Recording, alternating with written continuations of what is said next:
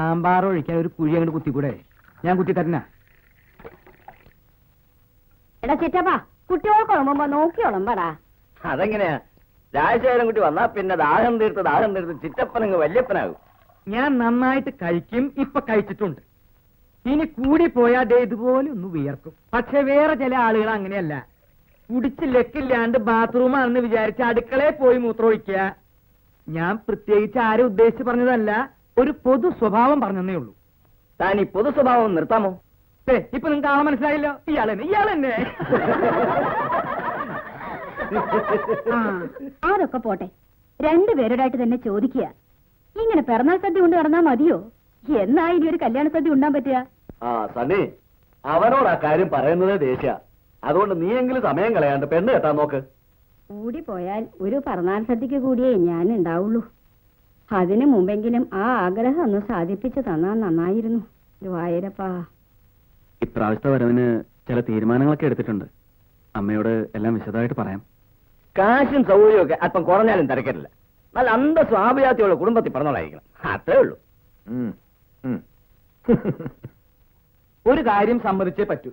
അവസാനം ഓപ്പോൾ കല്യാണത്തിന് സമ്മതം മൂടിയത് ഈ സന്നിധം എടുക്കൊണ്ട് തന്നെയാ. പിന്നെ ഉന്തിന്റെ കൂടെ എന്റെ തള്ളും കൂടി ആയിപ്പോ. അമ്മ എന്നോട് ഇതെന്നോട് പറയാൻ നിനക്ക് എങ്ങനെ ധൈര്യം വന്നു എന്ന് ചോദിച്ചതോടെ ഈ ചിറ്റപ്പം എന്നെ കമാന്നൊരു അക്ഷരം മിണ്ടിയിട്ടില്ല. അതാണ് അതിന്റെ കുറ്റം.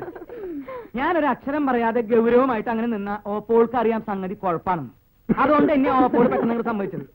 എന്റെ ചുമച്ചേ. എന്നാലും അവസാനം രാജേട്ടനൊരു നസ്രാണി പെണ്ണിനെ കിട്ടിയുള്ള കെട്ടാൻ.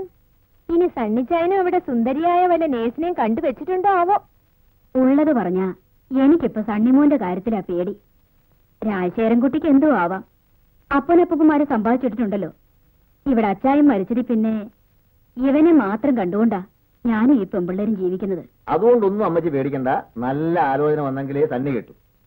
ഞാൻ പിന്നെ കല്യാണമേ വേണ്ടാന്ന് പറഞ്ഞ് നടന്നെങ്കിലും സൂസന്നെ കണ്ടുമുട്ടിയപ്പോ എന്തോ ഒരു പ്രത്യേകത തോന്നി. അതുകൊണ്ട് കെട്ടുന്നു മാത്രം. സത്യം പറഞ്ഞ ഞാനും ഒരു ക്രിസ്ത്യാനി പെണ്ണിനെ പ്രേമിച്ചിരുന്നു. എന്താ അവളുടെ പേര്? എലിക്കുട്ടി. എലിക്കുട്ടി? എലിക്കുട്ടിയല്ലേ, എലിക്കുട്ടി. ഓ, ശരി. ഞാൻ ദിവസവും ഒരു ചെക്കന്റെ കയ്യിൽ അവൾക്ക് എഴുത്തും കൊടുത്ത് വിടുമായിരുന്നു. പറഞ്ഞിട്ട് കാര്യമൊന്നുമില്ല. അവസാനം അവൾ ആ ചെക്കന്റെ കൂടെ ഒളിച്ചോടിപ്പോയി. പിന്നെ ഞാൻ ഈ നാണം കെട്ട പ്രേമം എന്നുള്ള പണിക്ക് പോയിട്ടില്ല. അതൊക്കെ പോട്ടെ. ഈ വിവാഹ സമ്മതം ആഘോഷിക്കാൻ ചിറ്റപ്പന്റെ ചെലവിൽ നല്ല നാടൻ തെങ്ങുകള്ള് വരുന്നുണ്ടെന്ന് പറഞ്ഞിട്ട്?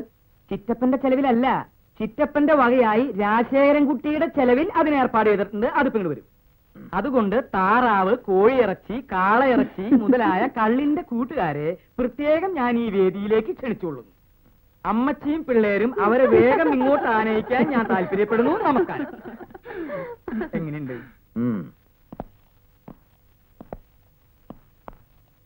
എന്നാ പിന്നെ ഞങ്ങൾ പോയിട്ട് വരാം. എനിക്ക് മൂത്തമ്മാമന് മാത്രല്ല, ഈ കുടുംബത്തിൽ ആർക്കും ഇഷ്ടമുള്ള കാര്യമല്ല നീ ചെയ്യാൻ പോണത്. നിന്റെ പ്രായക്കാരെ ഭാര്യയും കുട്ടികളെയും ജീവിക്കണേ കാണുമ്പോ ഈ അമ്മയുടെ മനസ്സ് നീറാറുണ്ട്.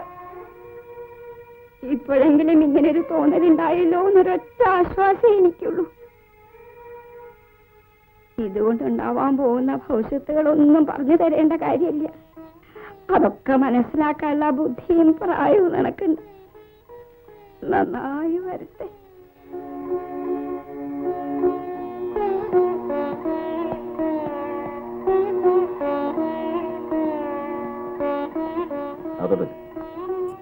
ഞങ്ങൾ എടുത്താലും നീ ഇത് നടത്തുമെന്നറിയാം. കൂന്നൂരിൽ വെച്ച് രജിസ്റ്റർ മാരേജ് ചെയ്യാനാണ് പ്ലാൻ എന്ന് പറഞ്ഞു. ആയിക്കോട്ടെ, പക്ഷെ ഞങ്ങളെ ആരും അങ്ങോട്ട് പ്രതീക്ഷിക്കണം. കാര്യങ്ങളൊക്കെ കഴിഞ്ഞ് സൗകര്യം പോലെ ഇങ്ങോട്ടൊക്കെ വരിക. നീ കയറ്.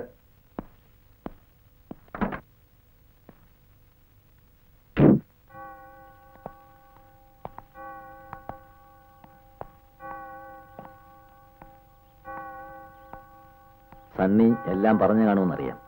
എങ്കിലും ഒന്നുകൂടി പറയാണ്, എന്റെ വീട്ടുകാരുടെ സമ്മതം ഞാൻ വാങ്ങിക്കഴിഞ്ഞു. സൂസന്നയുടെ അപ്പൻ പറഞ്ഞ എല്ലാ നിബന്ധനകൾക്കും ഞാൻ തയ്യാറുമാണ്. ഇനി സൂസന്നയുടെ തീരുമാനമാണ് എനിക്കറിയേണ്ടത്. ഇപ്പൊ തന്നെ പറയണമെന്നില്ല, സാവകാശം ആലോചിച്ച് പറഞ്ഞാൽ മതി. ഞാൻ കോട്ടേഴ്സ് വഴിയാ പോകുന്നത്. ഡ്രോപ്പ് ചെയ്യാം? വേണ്ട, ഞാൻ നടന്നു പോയിക്കോളാം. ഞാൻ ഡ്രോപ്പ് ചെയ്യാടോ. വന്നേ.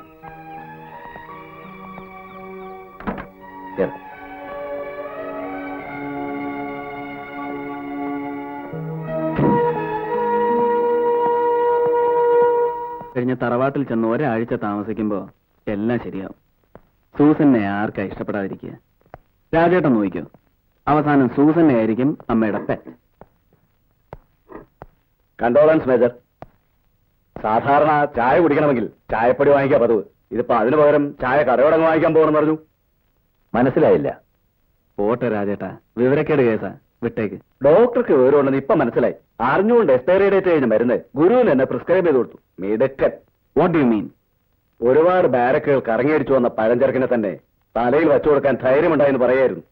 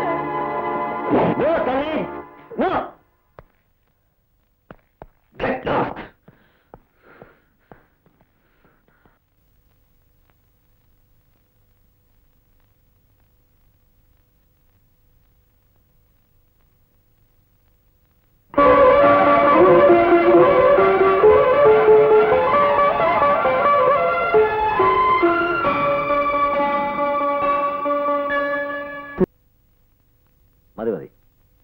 രാജശേഖരം കൂട്ടി ചുരുട്ടുവലിയും റമ്മുകൂടിയും കല്യാണത്തോടെ നിർത്തിയത് ചിറ്റപ്പന് വലിയ ഒരടിയായിപ്പ്. അതുകൊണ്ട് ഇപ്പൊ പഴയ രുചിയില്ല. അങ്ങാടി തോറ്റ അമ്മയോട് എന്നൊരു പഴഞ്ചൊല്ലുണ്ട്. എന്തിനാ അമ്മാവ ഈ ചിറ്റപ്പന്റെ മേൽ ചാടിക്കയറണേ? എന്റെ കോട്ട കൂനൂര് ചെല്ലുമ്പോ എപ്പോഴും ഉണ്ട്, ഇപ്പോഴും ഉണ്ട്. ഏതായാലും സൂസനെ സമ്മതിച്ചിരിക്കുന്നു.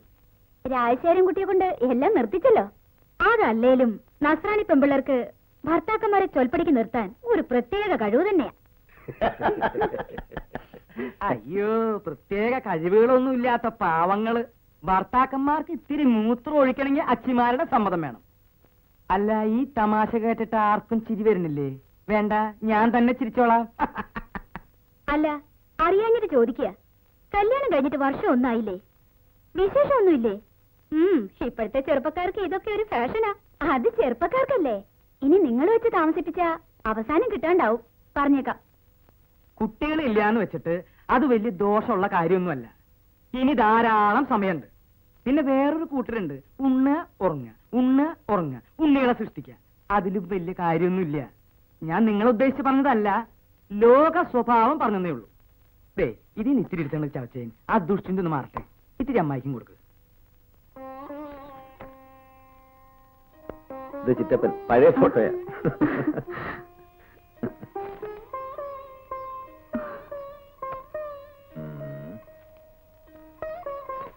ഇതാരാന്നറിയോ? ആരാ? അറിയില്ല? ആ.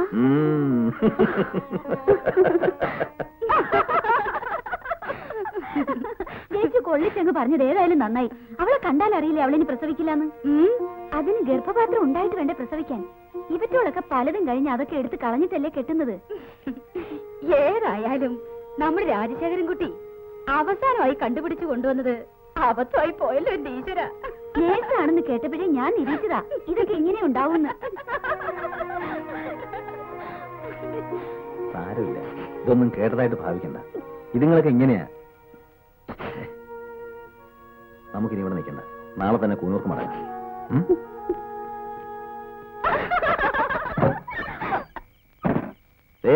രണ്ടും മര്യാദയ്ക്ക് സംസാരിച്ചോണം.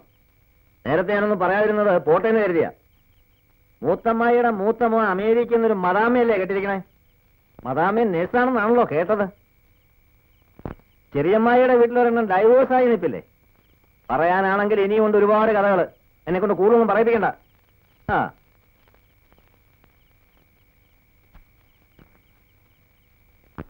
സാവിത്രിയും രുക്മിണിയും വന്ന കരച്ചിലായിരുന്നു. നീ എന്തോ പറഞ്ഞു എന്നും പറഞ്ഞു. അമ്മ അവരെന്താ പറഞ്ഞെന്നറിയോ? അതൊക്കെ ശരിയായിരിക്കും.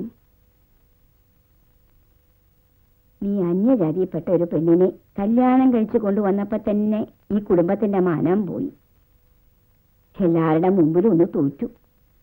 രണ്ടാമതും തോൽപ്പിക്കരുത്. ഇനി സമയം കളയാണ്ട് വല്ല ഡോക്ടർമാരെയോ മറ്റോ കാണിക്കുക. കുടുംബം അന്യം നിന്ന് പോണത് മാത്രമാണോ? ഉള്ള സ്വത്ത് മുഴുവൻ കൊത്തിപ്പറിക്കാനാ എല്ലാരും കാത്തു നിൽക്കണമെന്ന് ഓർമ്മ വേണം. ഏതാണ്ട് ഒരു തെരുവ് വേശിയെ കല്യാണം കഴിച്ചുകൊണ്ടിരുന്ന പ്രതീതിയാ ഇപ്പോഴും തറവാട്ടിൽ. ഇനി അങ്ങോട്ടേക്കില്ല. അഥവാ പോകുന്നെങ്കിൽ തന്നെ ഞങ്ങൾക്കൊരു കുട്ടി ഉണ്ടായിട്ടേ ഉള്ളൂ. ഇക്കാലത്ത് ഇതൊക്കെ ഒരു പ്രോബ്ലമാണ്. ഡോക്ടർ രാജലക്ഷ്മി എനിക്ക് പേഴ്സണലായിട്ട് അറിയാം. The best gynaecologist in town. ഞാൻ വിളിച്ചു പറയാം, രണ്ടുപേരും കൂടി ഒന്ന് കാണും. That's all.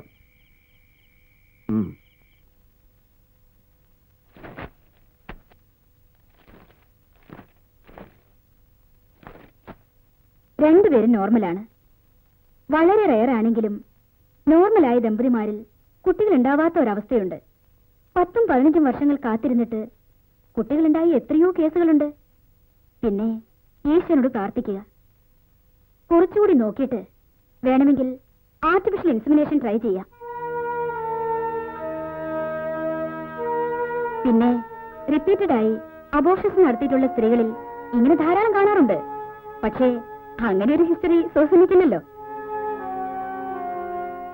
എനിവേ, തൽക്കാലം സൂസനിക്ക് ഞാനൊരു മരുന്ന് കുറിച്ചു തരാം. അത് കഴിക്കുക. Then let us wait and see.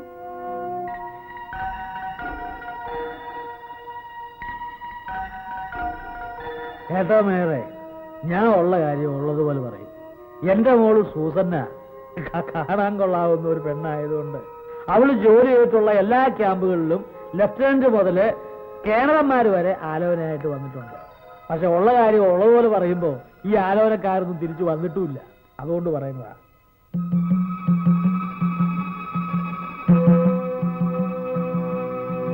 ഒരുപാട് ബാരക്കുകൾ കറങ്ങിയടിച്ചു വന്ന പഴഞ്ചരക്കിനെ തന്നെ തലയിൽ വെച്ചു കൊടുക്കാൻ ധൈര്യമുണ്ടായെന്ന് പറയുകയായിരുന്നു. അതിന് ഗർഭപാത്രം ഉണ്ടായിട്ട് വേണ്ട പ്രസവിക്കാൻ. ഇവറ്റോളൊക്കെ പലതും കഴിഞ്ഞ് അതൊക്കെ എടുത്ത് കളഞ്ഞിട്ടല്ലേ കെട്ടുന്നത്. നീ അന്യജാതിയിൽപ്പെട്ട ഒരു പെണ്ണിനെ കല്യാണം കഴിച്ചു കൊണ്ടുവന്നപ്പോ തന്നെ ഈ കുടുംബത്തിന്റെ മാനം പോയി. എല്ലാവരുടെ മുമ്പിലും ഒന്ന് തോറ്റു. രണ്ടാമതും തോൽപ്പിക്കരുത്. റിപ്പീറ്റഡായി അബോർഷൻസ് നടത്തിയിട്ടുള്ള സ്ത്രീകളിൽ ഇങ്ങനെ ധാരാളം കാണാറുണ്ട്. പക്ഷേ അങ്ങനെ ഒരു ഹിസ്റ്ററി സൂസനിക്കില്ലല്ലോ. അങ്ങനെ ഒരു ഹിസ്റ്ററി ഉണ്ടാവാനേ വഴിയുള്ളൂ.